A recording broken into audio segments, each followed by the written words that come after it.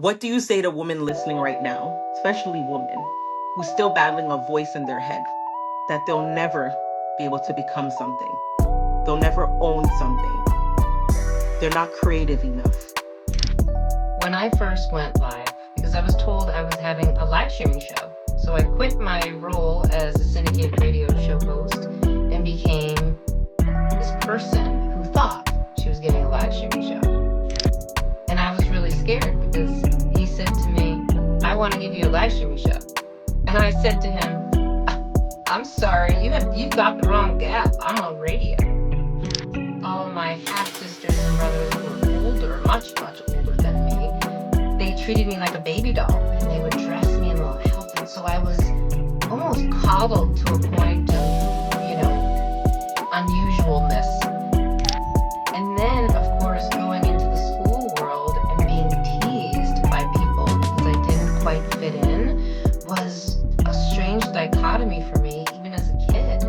But I was a wild child, right? I was always rebellious. They would say, go do this, and I'd do the opposite, right? Well, because I'm the queen of my kingdom. I do what I want. I go to my room and I play the way I want, right? So it was an interesting dynamic for that to happen in the school world because you don't expect that as a kid. And when you're that small, you don't really know how to navigate that, right? Like, well, I am who I am. I'm not acting to be your friend because you obviously don't like me, right? Yeah. So you get into this mindset of, well, I'm myself. So even when I was a small child, I was always myself. And if you didn't like it, too bad. But I was a little wild.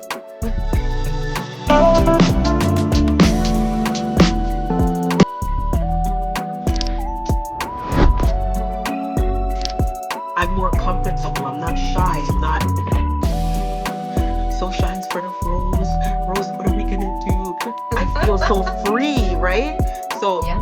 I agree with you on that for sure. And you creating that space for women to be able to bounce ideas off of each other. Yes. It's great because we don't see that anymore. Women coming together has been a struggle for years. So many years. And now we're creating these spaces, and you're creating a great space for women to be themselves and say, well, you know what? Deliver your message the way you're supposed to. Forget about the perfection. F the Right. perfection. Right? So Exactly right. I love what you're doing. I think it's absolutely amazing. Thank you. You mentioned being offered the syndicate radio show and Ah, hiding it for a month. You a hid it month. for a month. You sound like me. I was I so didn't scared. I was like, what did I just say yes to? that when you said that, that gave me chills because that's the way that I am. I will have something sitting and I'm like, well, should I take it? No, I can't. I won't. I don't know. I don't think so. That's not me. So that gave me chills. I was like, okay, Rose, you and we have a connection here. I love it. Can Well, you I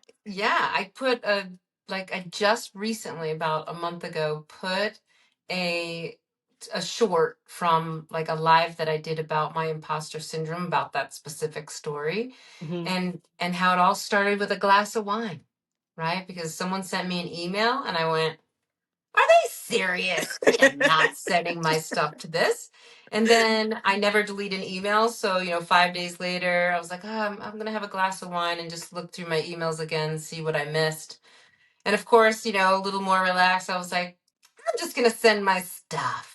Yeah. And then the next day, getting an email with all capital letters, we want you to be the woman who is the host of this show called Yellowstone Country.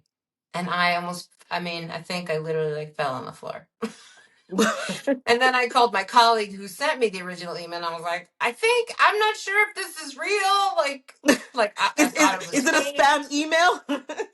I thought it wasn't real, right? And he said, no. He said, send me the contracts. I'll look it over, make sure everything looks good. And it was. And I signed them all. And I said, I'm going to do it. And then I waited and waited. They're like, when are you going to be ready? I'm like, soon.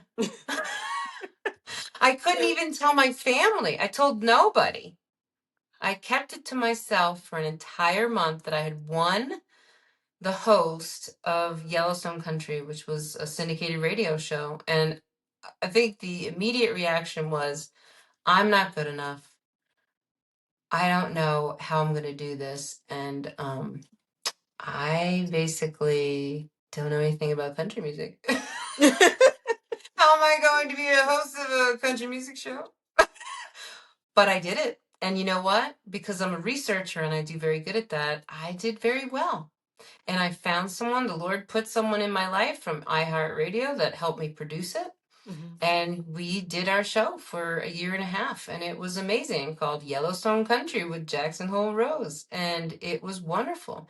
But I hid behind the mic for a long time. Something And that then I we was all offered the do. live streaming show, and that's a whole nother thing, right? With the gentleman we spoke of who said, "Oh no, you need to be on TV." And I was like, okay, maybe I'll try it. Yeah, you did great. And what I know you talked about the reason why you kept it a secret was because of the imposter syndrome, just not thinking that we're good enough.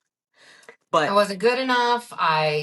Hadn't been, I was in the radio industry maybe like, I mean, yeah, from the community radio station, maybe 10 years, but I didn't have like the experience that someone would be picked to have a syndicated radio show. Plus, I knew Mhm. nothing about country music. Now I do, and I actually like it, right? Because we can kind of move and morph into different modes. The Yeah, Lord gave me that strength for sure to be able to like do and host a country music show.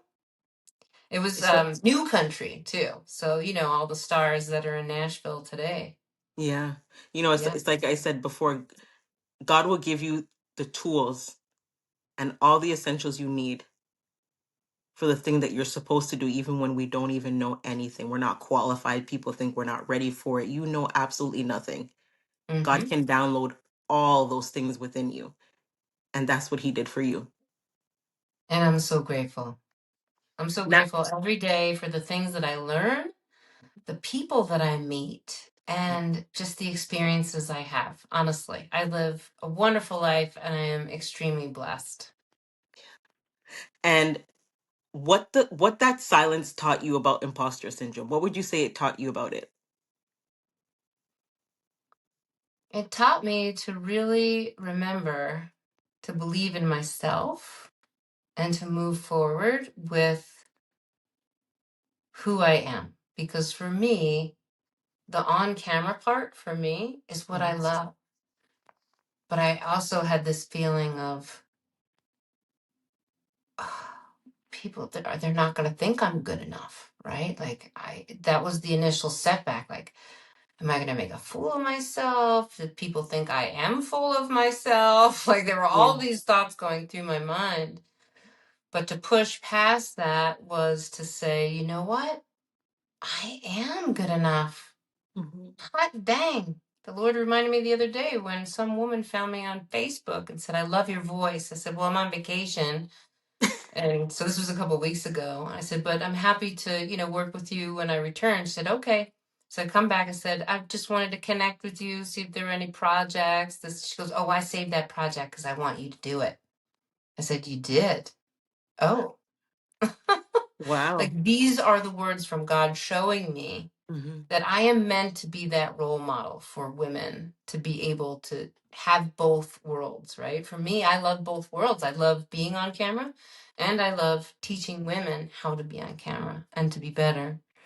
So believing in yourself is so important. And again, those naysayers, you just have to say, thank you for sharing in your mind. Thank you for sharing. And I'm going to go do this in 3, 2, 1. And I'm going to basically ignore what you said because I know that I'm good enough and I can make this happen. And that is the belief that we need to keep close as the one right on our shoulder. And if you need to duplicate them and put them on this one so that they Hmm. speak in both ears, right? Yeah. This Yeah. is the voice you want to hear. I am good enough. I can do this. I can hear what you say, but I can also put it out of my mind and know that my greater purpose is for the good of the world. I love that. And when I think about it now, we talk about intergenerational traumas and cycles. And it doesn't always have to be something physical or traumatic, but it could be things that our family believe, which your dad believed that you being a radio show host wasn't going to make you enough money. You broke that generational cycle. You I broke that did. belief. And He never saw me do it. He was oh, already gone, right? He had left this life before he saw that. And my mother never saw me do it because she had left this life before I became a syndicated radio show host. But she saw me continue on with the voiceover, the on camera, the emceeing. But yeah, they never saw me rise to the highest level of radio, which was exciting for me. And that's why now the next level is for me to be on camera and stop hiding behind the voice. behind the voice.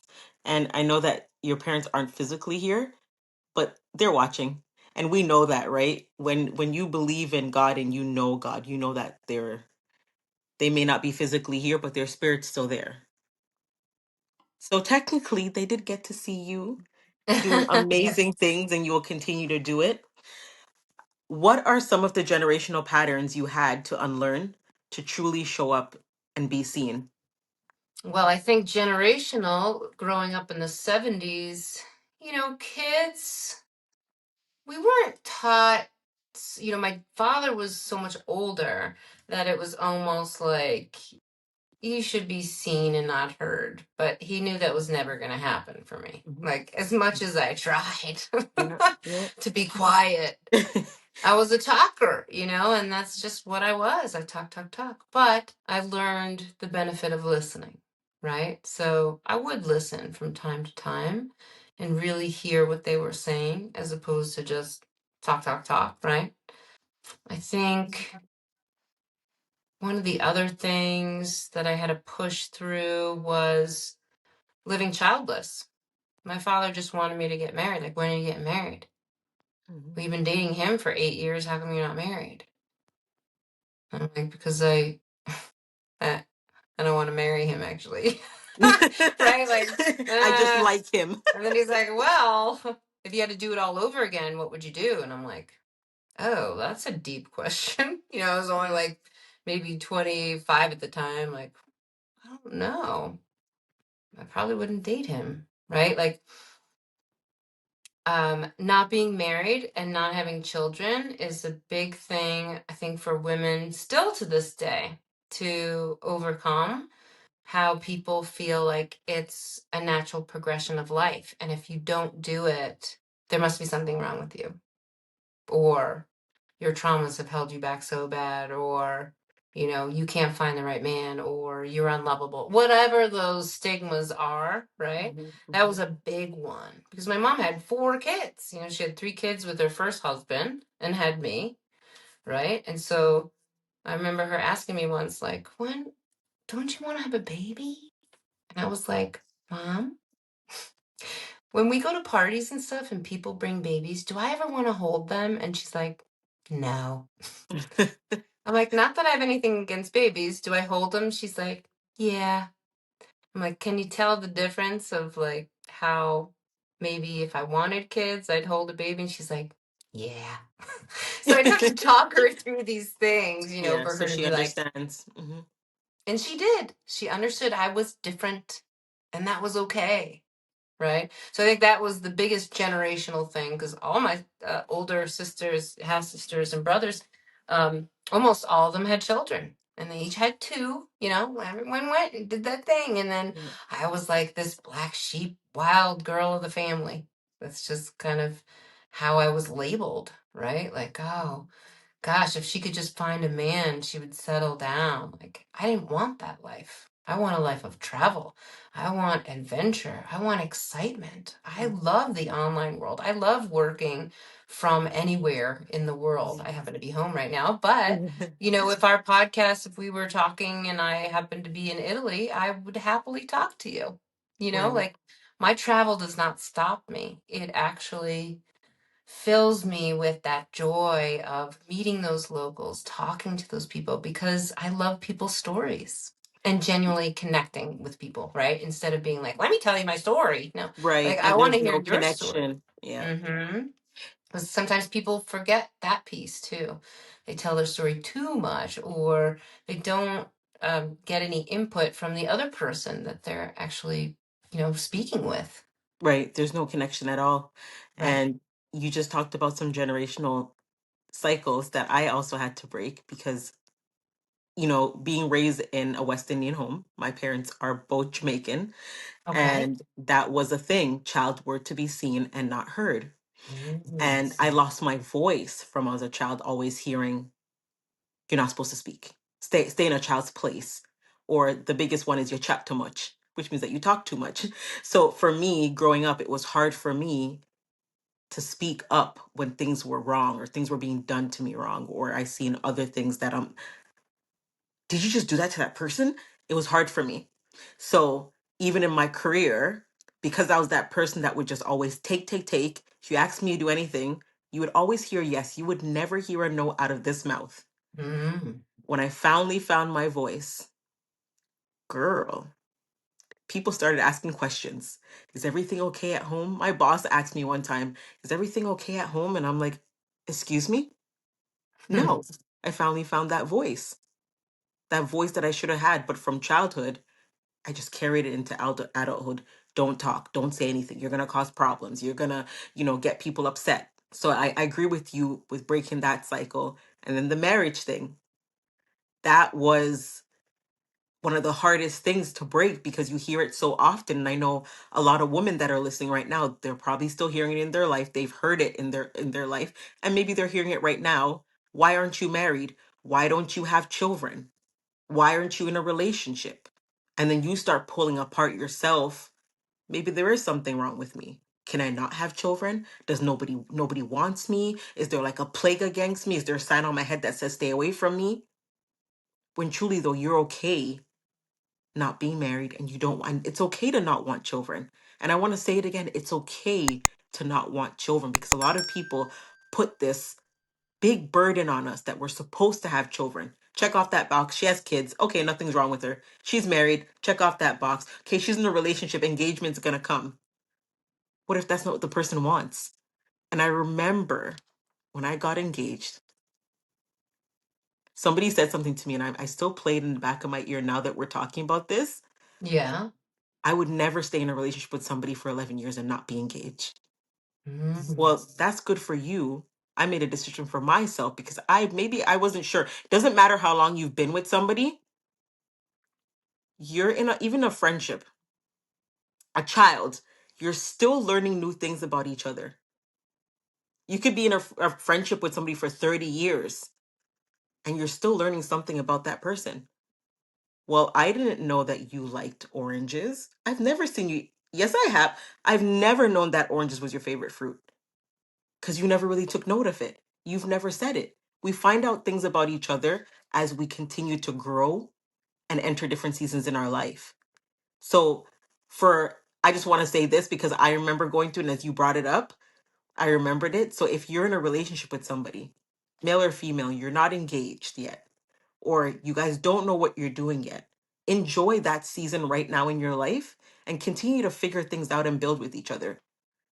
Don't allow people to put conditions on you and labels. You are not a label. You are a person that is growing authentically and beautifully. And I agree with you wholeheartedly, Rose, about breaking these cycles because there's still like this heavy weight on a woman to check off these boxes in life, to people please. Because really, it's not for ourselves. You got to do what you want for yourself and love yourself wherever you are in life and enjoy living free like Rose, being able to travel, do all the things you want to do. I still have lots of paperwork and, emails to get back to. Like, But you don't let enjoy my doing life that fool you. paperwork. Just enjoy life. I love how you're enjoying life, Rose, and you're doing it at your own expense, not anyone else's. And you're Yes, not trying to live up to anybody's expectations but your own. that's right.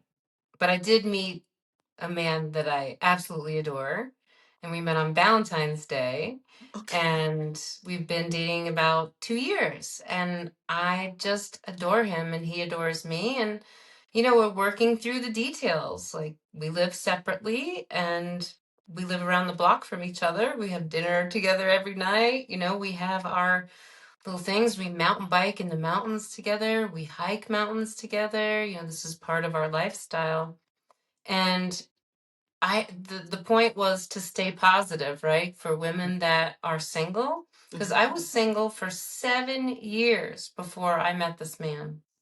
And I invested in me, right? And really looking hard at who I was and enjoying who I was and doing what I wanted to do. And when I met him, it was an automatic. And it may not work that way for you, but for me, it was a surprise, right? Like, wow, this man really does do it for me. I just am in his presence for 1 minute and he makes me laugh and we're laughing. And I just, at the end of the day, the work day, we get together and we cook together, we eat and we relax. And it's a wonderful end of a day, right? To just fully be able to relax, not have to look at work or papers or this or that. And I'm so grateful that he gives me that Yeah. for having that relaxation period, because I do work so hard during the day. And I know us as women, in the working world, if we own a business or even if we work for a business, we're working hard. We Mhm. got a lot of things that we're juggling around, right? I might not have children and I might not be married, but I still juggle a lot of things and I'm just as tired as you, girl, I Yeah. promise. I believe you because running a business is not easy. No, It's it's not not. easy. So I know you put a lot of work into it, and I'm glad that you're enjoying and you have that beautiful man beside you, and you guys are enjoying life and enjoying each other's company. Yes, I yes. love And at that. this point in our lives, we have to be okay with not having children because it's not really a possibility for me, right? Because I'm over 50. Yeah. So, those types of I would things. never be able to tell. Well, You're a thanks king. so much. So you're gonna hear a fourth. You are beautiful. Thank you. Thank you. It's You're. either the genes or the mountains. I'm not sure. My mom, didn't have a wrinkle till she was like 61, and you know, not a gray hair in her head. It was kind of I. crazy. I definitely have white hair going on. I think that's There's peace some and white hairs. happiness. I think that's peace and happiness. Yeah. I feel like Hmm. when you're at peace and you're happy, your skin glows differently. It's quite possible Yeah, that that's what happens when you're happy. I think I so. definitely live a very full life, and I'm grateful for every moment that, from the moment I sold almost everything I owned to just come to Jackson and cried because I thought it was landlocked. I had no ocean, to my days today where I'm working with women online and moving them forward past these blocks and really giving them transformation. It means Mhm. so much to me as well to be able to make those transformation in women, for them to have those aha moments like, yes, this Mhm. fits exactly what I'm supposed to be doing. Yeah. Your work is rooted in helping women go live, go big, and stop hiding. Why Yes. do you believe showing up on camera is more than just a visibility tool? And it's like healing. It's a healing tool. Yes, I would agree. It's a healing tool. Why is it so much more? Because we think of those static, beautiful pictures of people, right? That they Mhm. use in photo shoots. And then we meet them maybe as an author, let's say, at an event a couple weeks later, and you're like, they didn't really look like that, doesn't look anything like them. I'm Yeah. not really sure what that's about, right? And you will run into that from time to time with people that they don't actually look like themselves. And so I think what the world is screaming now is, we want real. Yeah. I had someone Mhm. tell me on a live stream the other day, and they said, if you're really real, put your sunglasses on. I said, oh, yeah? Yeah. There we go. Happy to do it. You have any other Mhm. questions? I am real. Yeah. Right? People are going to question your realness. Like you said, there are some topics that you were afraid to talk about because you would be judged, or people would hate you, or they'd say you're a liar. I mean, these are very deep wounds that we can be Mhm. given by people, for sure. there's stories that I haven't talked about yet, in my lifetime, but they're coming out slowly but surely, right? Just they're coming out, and they're coming out not gangbuster, but they are coming out because I am being more intentional with how I share on social media and going live. Because I think it's really important at this point, because I am over 50, for me, my importance lies in my experience. I have a lot of it, Yeah. I have a lot of experience. Like, gosh, so many stories, right? Like, why would I be embarrassed about having a stalker? I don't know. But as a woman, it was a very hard process to go through. Yeah. And I didn't think anyone would understand, or they think that I was, making it up, all the things, right? But now I look back at that situation and go, wow, like I went to court and everything with this guy who thought he was gonna, I don't know, do one over on me? Mm. No, not Jackson Hole Rose. Mm. Not Jackson Hole Rose. No, not Rose. Definitely not me. And my fierceness showed in my fight in that battle, because it was a battle. But no one really knows that that happened to me, because it was frightening. Number one, it was a frightening experience, and I was embarrassed, right? And I think back, like, why was I embarrassed? It had nothing to do with me, right? It was an Mhm. experience that I went through that was scary. And for other women that have possibly been in a situation like that will understand immediately when I tell that story of that Mhm. feeling. Mhm. So these are the types of stories, as you know, as a podcasting woman yourself, that connect us all, right? In ways that we may never understand because you've never had a stalker, or in ways that you will because you once did. But either way, it still connects us. It does. And I think a lot of it too is the blame game. Yes. We tend to blame ourselves for things rather than giving ourselves grace and the love that we need to say, okay, well, it happened to you, not because of you. And, I woke up on Sunday and I said, I need to go to church. Something's not right. God's trying to move me in a different direction and I'm holding myself back. This is exactly what I told myself. I said, I need to go to church. So I said, okay, I'm going. My brother had invited me to his church. I was like, yeah, I'm not going. I'm not going. But I went. And Rose, the message was God wants to take you somewhere. I don't know who the message is for, is what he kept preaching, but you are holding yourself back Oh my because of gosh. And I said the exact thing. the exact thing. And I was like, okay, God, I see why you wanted me to go to church today, because of fear, guilt, and imposter syndrome. And he was talking about how, people worship different idols, and idols doesn't have to be a person. That's right. It could be a thing. And when he started to break down how fear could be an idol because fear holds us back from the very thing that God wants us to do, from moving further in our life, and guilt. And there's always somebody that's going to remind us of our past. Well, you did this, so you're not worthy. Mm. Well, this happened to you, so you're not good enough. And I was like, oh my gosh, thank you that I came to church, because now I know that I've been doing this to myself. I need to stop.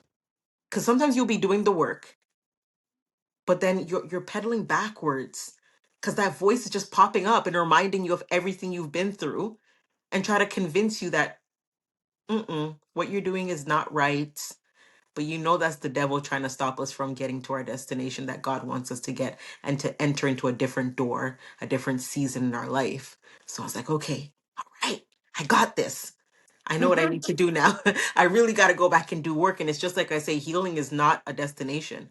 We're constantly doing the work, because there's always something that's going to remind us of that place that we were, and try to Always. bring us back there. And we got to find a way, even like this, the circle that you have, where women can get together and be like, listen, I've gone through it. I was just thinking about my stalker yesterday, wondering if there's somebody else lurking around. And that fear just came back up in me. You're going to Mm-hmm. need somebody who's there that can really drive you out of that place again, drive you out of Yes. that dark spot in your head that you're standing in and bring you back Right. to the light, right? So I agree with you on that, and it's not something we could do alone. We do it together. And when we have people like Rose, it makes it a lot lighter for us to pull through and push through those moments in our life. And let's get to practical. Practical for women listening, women that are ready to go live, women that Mhm. want to, women that know that they have something to share with the world and share with other women because they see it.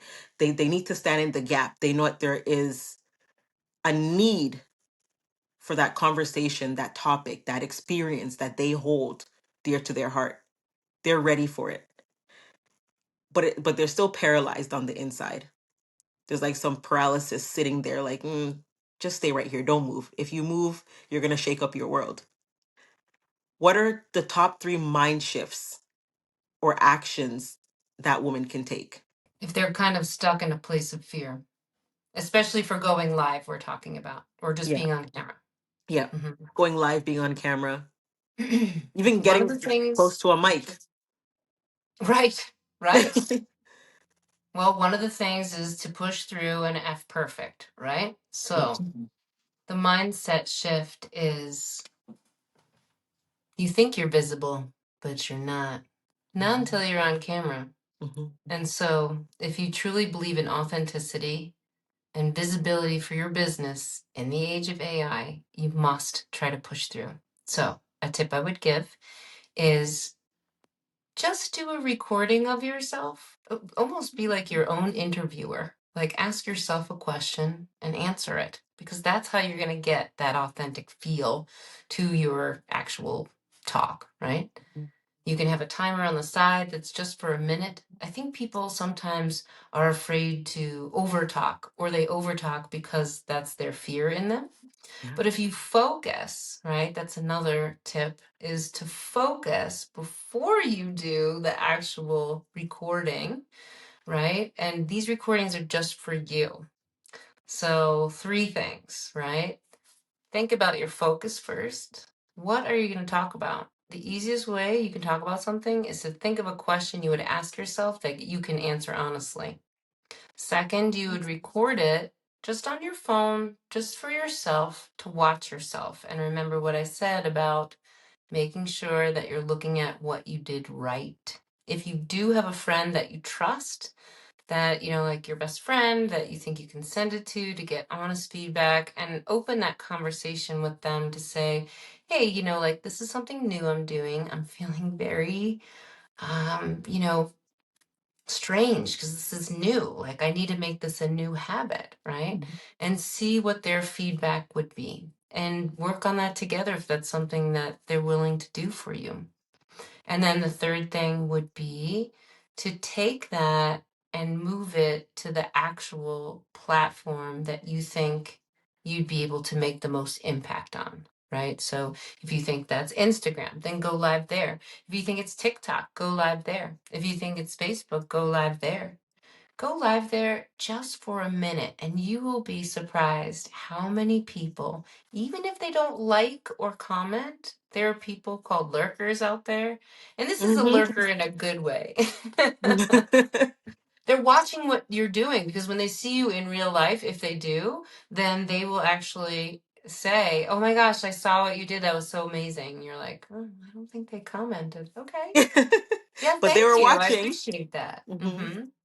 And just keep moving through and moving to the next level and the next level and the next level and see how your world changes by doing it consistently. Because the more you consistently do videos or do lives, the more you learn about yourself, like we said earlier, and the more you basically, it becomes a healing process for you to be able to talk through the lens to the person you're talking to and being authentic with your voice and not needing a script, right? I teach women also to get off the script. I love that. You know why I love that? You said 2 things. Because I was talking to my podcast manager and I'm like, I need to go live. But if I go live, what am I going to do? People are actually seeing me live. Like they'll be writing things live. And She's like, you can do it. And I'm like, no, I can't. I can't. But it's different. Like, I'm on the podcast, we record, we do that, we can edit and whatever. But when you're live, it's a different feel. Yes. And you just gave you my 3 steps to going live for my own self. Because Good. I'm on the camera now, but going live has always been like a buck toe thing. Like, I'm walking towards it and I buck my toe and I'm like, okay, go sit down. Go sit. Just sit down. Live is not for you yet. But I agree with you, and I love that. I love those 3 steps, and I'm going to try that for my own self. And I think that you guys should try it too, because you're right. You have to, and find somebody. Because I said it to her, and she's like, "Well, we can do a test one together," and I'm like, "Yes, the test one will work perfectly, because then I won't feel like out of place. Because then I can just run a test and be like, okay, well, I don't see anybody." Then you said the second thing. I hate scripts. So when I started out, I memorized my questions. Like, I would go and do the research about my guest or the person I'm going to be sitting down with. And I Hmm. would memorize it because I don't like scripts. I like when we're authentic. I like when we can hear questions, hear what somebody just said, move from there. Let that good feeling of just being pure and us sitting here and just being genuine and bouncing off of each other's energy. That feels good. Yes. So yeah, I don't like the script. Get rid of the script. They got this new thing now where you can put the script on your phone and you're reading and you're okay, monotone, and you're just a still person. Be human, move around, laugh, giggle, feel each other's vibes. And I agree with all of that, what you said. I want to talk about your legacy. Rose, beautiful Rose. When you leave this earth, what do you want people to remember you as when they hear your name? Rose Caiazzo. What do you want to Close. be? You see, I told you I was gonna say it wrong. Well, it was too long from when I told you how to say it until you had to say it. So it's Caiazzo, and it's no problem. It's Rose been Caiazzo. It's yes. not as Simpson is not that beautiful and rolls off your tongue. No. But when they hear your name and see your name, what do you want them to remember you as? I think it would be an honor to be known as a woman who lived authentically, adventurously, and with full bravada. Ravada. I love that. Just Wow. full on, no holds barred. Just go, go, go, and just do what I want. And I do it because I serve God, but also I serve others, and find that joy in life to really live a life that's full and that's mine. It's a beautiful legacy to be reminded. And you're doing it already. I know that I will remember you as that, and that Brooklyn accent that I can't do.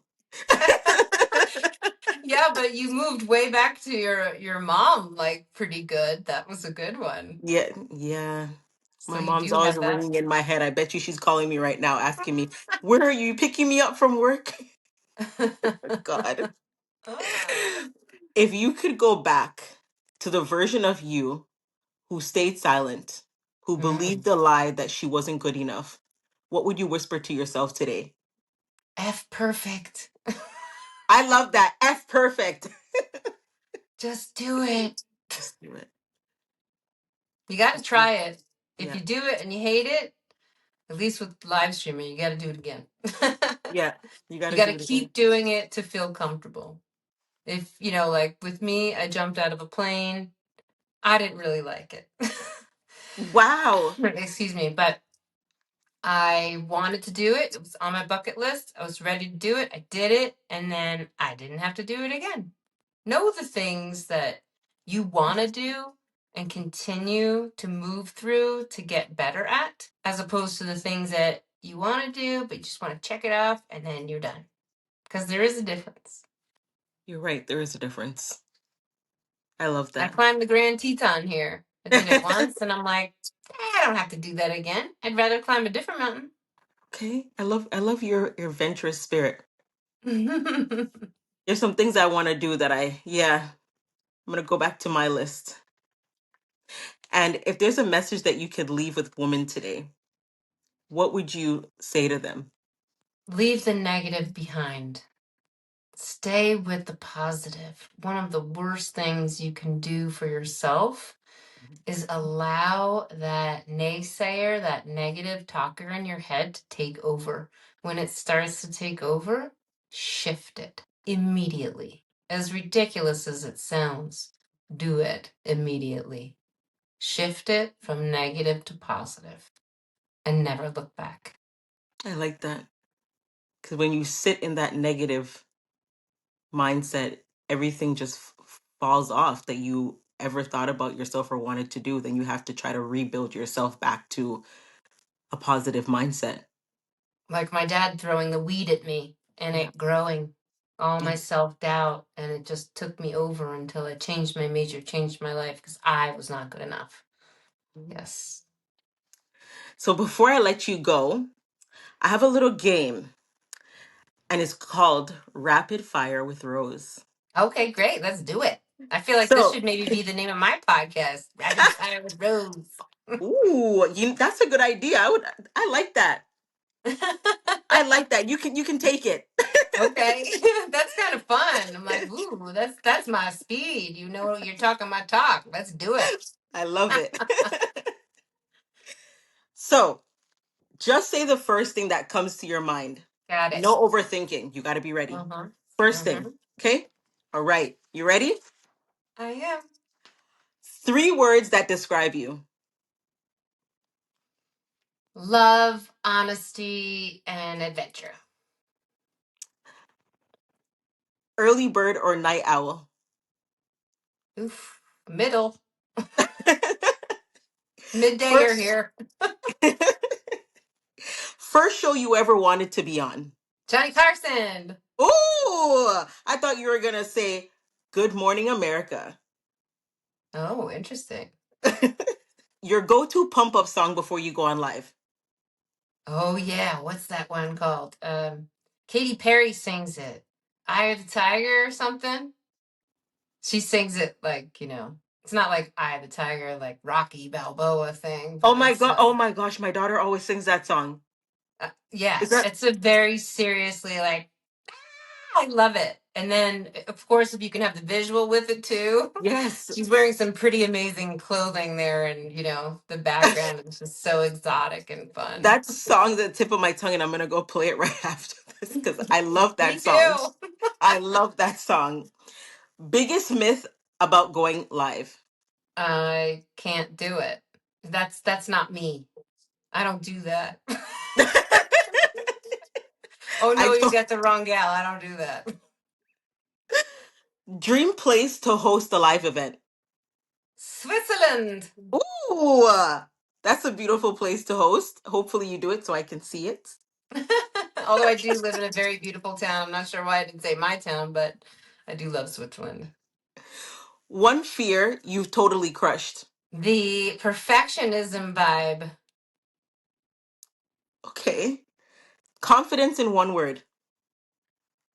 Confidence in one word. Bam! Bam! I like that. I like that. That's like my emoji too. Bam! Bam! I like that. One thing you no longer tolerate.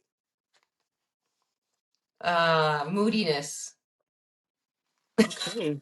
Okay. You said Yes. say first thing, so I'm like, I don't know Yeah. why that came up, but I like that.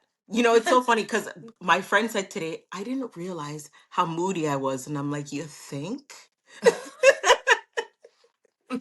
So that's a good one. Message you'd like to put on a billboard for every woman to see. F perfect. F perfect. I And then in love that. parentheses, ORGET. So you can have the F perfect or forget Yeah, perfect. Yeah. perfect. I love that. Rose, I enjoyed that game with you. My cheeks are hurting. I know mine too. Because I literally had like little answers of what you would say, and I was so off. Oh, that's hilarious. I love that. Thank you so much for taking your time and joining us today.